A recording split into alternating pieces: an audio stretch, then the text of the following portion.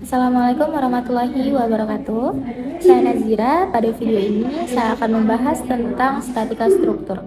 Video ini khusus saya dedikasikan untuk teman-teman semua yang sedang mengambil mata kuliah statika struktur. Silakan disimak ya teman-teman.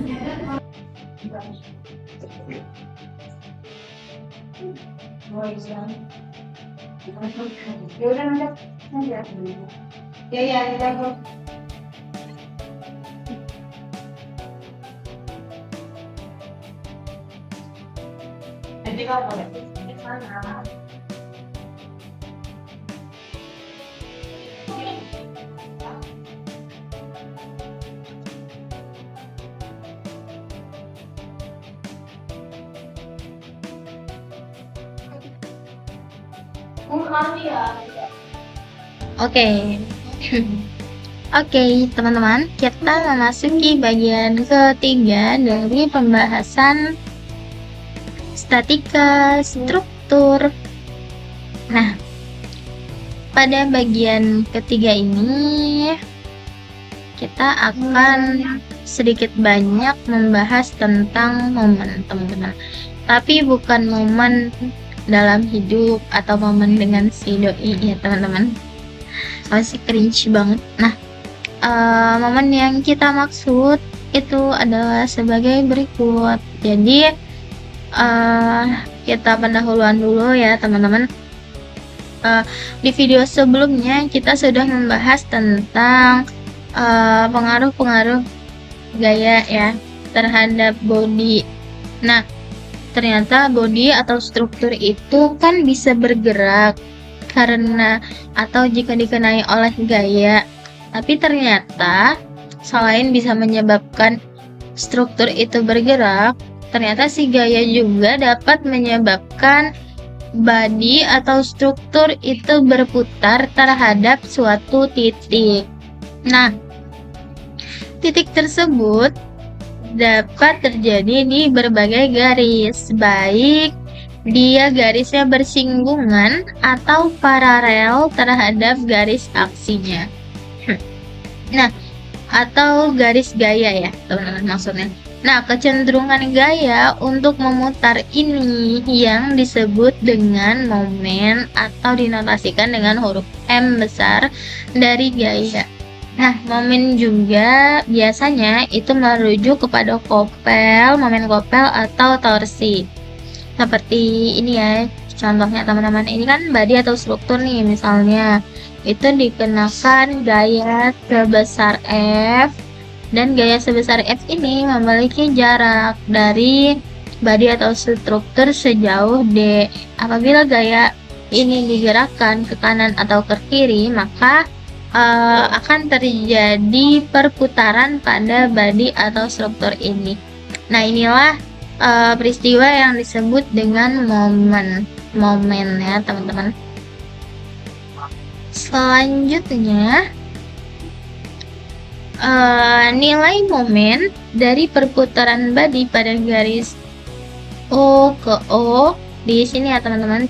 Contoh gambarnya O ke O yang tegak lurus dengan daerah body, garis antara O dengan O ini kan tegak lurus nih teman-teman dengan body, yaitu nilai gaya momen dengan lengan sebesar D, tegak lurus dengan jarak dari titik ke garis dengan gaya aksi. Oleh karena itu, nilai momen kita formulasikan sebagai berikut, teman-teman. Di mana momen sama dengan F atau besar gaya dikalikan dengan jarak atau lengan atau disebut dengan D. Nah, jaraknya ini maksudnya jarak dari gaya ke body ya, teman-teman. Nah, atau singkatnya momen sama dengan F dikalikan dengan D.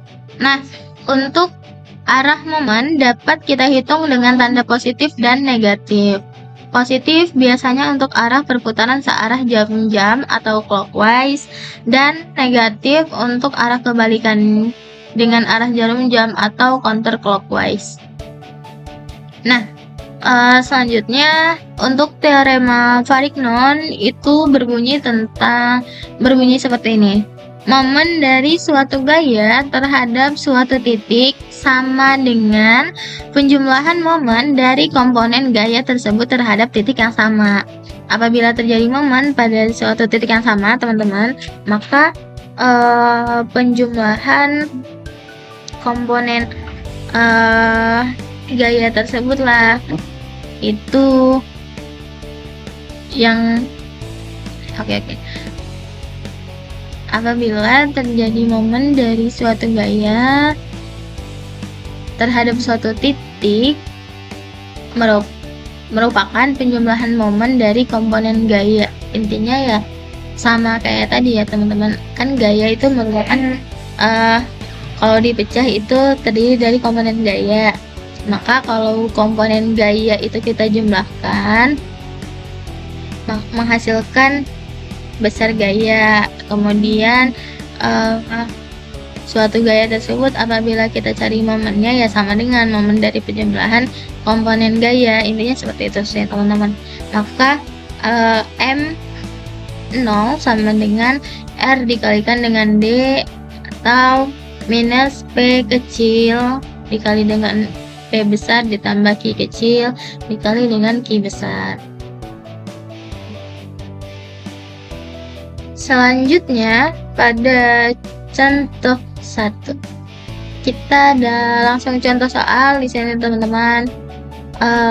Kita lihat di sini ada batang yang memiliki dasar dengan titik 0, kemudian ada batang yang tegak lurus dengan dasar sejauh 4 meter, kemudian batangnya belok sejauh 2 meter dengan ada titik A, kemudian mengeluarkan gaya sebesar 600 Newton dengan jarak dengan gaya tersebut membentuk sudut 40 derajat dari garis yang sejajar dengan titik A.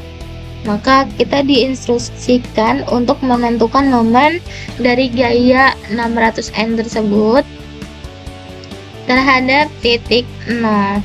Nah, momen yang ada di sini momen gaya yang ada di sini itu menghasilkan momen pada titik 0. Nah, berapa besar momennya gitu teman-teman intinya.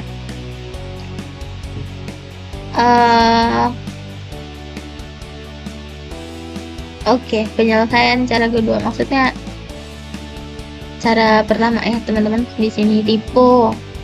Nah, untuk menentukan komponen gaya F, kita disuruh untuk menentukan dulu teman-teman seperti yang ini kan maksud dari teorema Varignon tadi. Momen dari suatu gaya terhadap suatu titik itu sama dengan penjumlahan momen dari komponen gaya. Maka kita cari dulu komponen gayanya. Ini seperti ini teman-teman, kita kelebihan tadi. Oke, ini cara kedua dulu ya berarti kita teman-teman. Nah, untuk menentukan komponen gaya kita menggunakan cara teorema Varignon dulu, yaitu dengan menentukan komponen gaya yang ada di 600 Newton ini, gaya sebesar 600 Newton. Kita cari F1 nya dulu, kemudian F2 nya. Nah, F1 nya itu yang sejajar dengan sumbu X, kemudian F2 nya sejajar dengan sumbu Y. Untuk mencarinya adalah 600 F dikalikan dengan cos 40. Cos 40 tadi sesuai ya teman-teman, sudut yang terbentuk di antara gaya dan sumbu X.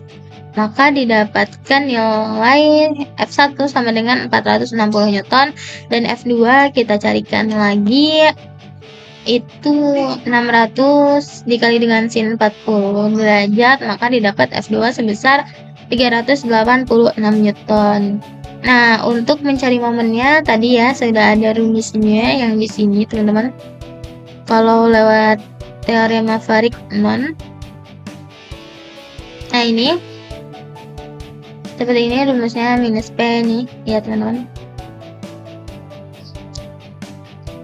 Nah, maka sama dengan 460 dikalikan dengan 4. Momen, ya, bukan pakai itu ya teman-teman. M0 sama dengan F dikali D. F dikali D. F gaya sebesar minus 460 karena tadi kan dia berada di X negatif. Oh, enggak minus. Nah, didapatkan, ulang ya teman-teman, didapatkan momennya sebesar M0 sama dengan 460 dengan jarak sejauh 4 meter ya, maka dikalikan 460 dikali 4, kemudian ditambah dengan 386 yang berada di F2. 386 itu dikalikan dengan 2, maka didapatlah nilai momennya itu sebesar 260 Newton meter. Nah, karena ini berada angkanya positif, maka dia searah dengan jarum jam atau clockwise. Nah, ini kan cara kedua tadi yang kita kerjakan. Ternyata ada cara pertama ya teman-teman. Maksudnya ada cara untuk penyelesaian untuk mencari besarnya momen ini bisa dilakukan dengan berbagai cara. Yang kita pelajari ini ada 2 ya teman-teman. Nah, cara pertamanya itu dengan cara langsungnya itu maksudnya kita cari dulu D-nya atau panjang lengannya. Nah, untuk mencari panjang lengan itu seperti ini teman-teman, 4 ya, 4 meter ini dikalikan dengan cos 40 derajat ditambah dengan 2 dikalikan dengan sin 40 derajat, maka didapat nilai D atau lengan yang dari sini, dari gaya F ke titik 0 itu sejauh 4,35 meter. Maka langsung saja dikalikan 600 ya, gaya sebesar F atau 600 dikalikan dengan D yang sudah kita ketahui 4,35, maka besar nilai momennya adalah 260 Newton meter positif clockwise. Hasilnya sama ya teman-teman, walaupun dilakukan dengan cara yang berbeda. Jadi yang cara kedua tadi sudah kita bahas lebih dahulu. Oke, selanjutnya, nah ini tadi ya di depan sudah ada dibahas bahwa momen itu biasanya juga merujuk pada momen Koppel. Maka kita bahas di sini momen Koppel. Nah, definisinya adalah momen Koppel itu merupakan momen yang dibentuk oleh 2 gaya yang sama besar, tidak segaris dan berlawanan arah. Momen Koppel memiliki nilai momen yang sama terhadap semua titik. Nah, momen Koppel ini maksudnya teman-teman, dia merupakan momen yang bekerja pada merupakan momen yang dibentuk oleh 2 gaya yang sama nilainya, tetapi dia tidak berada pada garis yang sama. Tapi syaratnya dia harus berlawanan arah teman-teman, maka baru bisa kita sebut dengan momen Koppel. Seperti titik ini, itu kan titiknya garisnya sama teman-teman, tapi dia tidak satu garis yang lurus langsung sama ke kanan dan ke kiri, tapi berbeda. Nah, dan berlawanan arah gitu teman-teman. Maka dirumuskan sebagai berikut: momen sama dengan perkalian dari gaya dikalikan dengan A ditambah dengan D dikurang FA, maka momen Koppel sama dengan F dikalikan dengan D. Perubahan nilai F dan D tidak mengubah momen Koppel selama hasil perkalian FD tetap sama. Nah, momen Koppel juga tidak berubah jika kedua gaya bekerja pada bidang yang berbeda, selama bidang tersebut masih sejajar satu sama lain. Itu tadi syaratnya teman-teman. Asal 2 gaya tersebut sejajar, tapi bukan segaris langsung lurus, tapi sejajar seperti ini ya teman-teman. Dia bekerja pada garis yang sama, tapi tidak segaris di sini. Misal ini titik B dan titik A, itu tidak B dan A langsung lurus ke bawah, tapi dia sejajar dan berlawanan arah, dan gayanya sama besar. Itulah bisa kita sebut dengan momen Koppel. Nah, karena kita tadi sudah membicarakan tentang momen kopel, maka alangkah lebih baiknya kita langsung ke contoh soal tentang momen kopel. Nah, di sini ya sudah ada instruksinya. Sebuah kopel yang terdiri atas dua gaya 100 Newton bekerja pada struktur kaku seperti pada gambar. 100 Newton. Nah, gantikan momen kopel tersebut dengan momen kopel ekuivalen yang terdiri atas gaya P dan minus P yang masing-masing memiliki nilai 400 Newton. Apabila momen kopel ini ya yang sebesar 100 Newton ini kita gantikan dengan gaya momen ekuivalen dengan notasi P dan minus P yang masing-masing nilainya 400 Newton, maka berapa besar sudut tetanya teman-teman di sini ya, besar sudut tetanya. Kita lihat dulu dari gambar ini ada apa aja teman-teman. Di sini ada dua balok yang tersusun ya teman-teman, balok besar, kemudian di atasnya ada balok kecil dengan ada momen di sini sebesar 100 Newton ke arah luar dan 100 Newton ke arah dalam dengan jarak sejauh 100 apa ini teman-teman, 100 satuan ya teman-teman, karena saya nggak ditulis di sini ya berapa, dengan jarak 100 satuan. Kemudian lebarnya balok ini adalah 60 satuan, tingginya 100 satuan, kemudian balok yang di atas yang lebih kecil itu tingginya 100 satuan juga dengan lebar 40 satuan. Ada momen ke atas. Nah,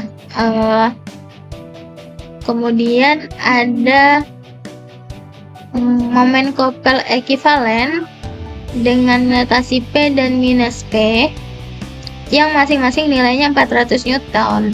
Nah, kita harus mencari besar sudut yang terbentuk pada momen kopel ekuivalen ini teman-teman. Nah, penyelesaiannya adalah dengan cara momen kopel yang pertama berlawanan dengan arah putaran jarum jam dengan nilai sebagai berikut. Caranya seperti ini teman-teman. Untuk mencari nilai momennya, M sama dengan 100 ya, 100 itu jaraknya tadi ya teman-teman, dikalikan dengan 0,1.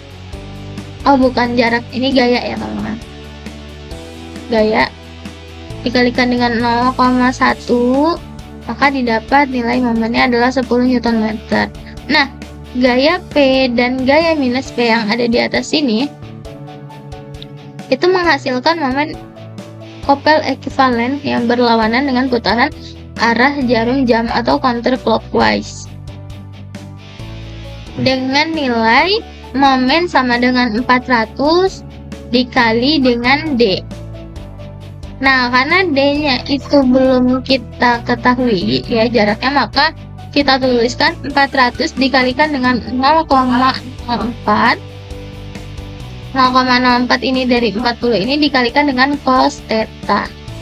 Nah, maka untuk memperoleh nilai cos theta itu kita sederhanakan 10 sama dengan 16 cos theta dikali dengan cos theta. Maka theta sama dengan cos inverse dikali dengan 10 dibagi dengan 16, maka didapat nilai tetanya itu sebesar 51,3 derajat teman-teman. Nah, kira-kira kalau sudah digambarkan seperti ini ya teman-teman. Jadi ada nilai P, ada gaya P ke arah batang itu sebesar 400 Newton. Kemudian ada gaya P juga sebesar 400 Newton. Keduanya saling berlawanan. Dengan lebar batang tadi 40 mm ini teman-teman ya, satuannya 40 mm. Kemudian D-nya itu yang tadi kita kalikan 0,04 dikali dengan cos theta. Nah, dan tetanya sudah kita ketahui teman-teman, tetanya sebesar 51,3 derajat teman-teman. Nah, kalau kita mau mencari D-nya bisa ya sebenarnya 0,04 dikalikan dengan cos 51,3 derajat. Karena tetanya sudah kita ketahui teman-teman. Seperti itu kira-kira. Nah, harapannya teman-teman semua bisa memahami bagian ini, karena memang ini akan banyak dan sering ditemui pada kasus-kasus statika struktur teman-teman. Oke, kiranya pada bagian 3 ini cukup membahas tentang momen, semoga mudah dipahami oleh teman-teman semua. Dadah teman-teman.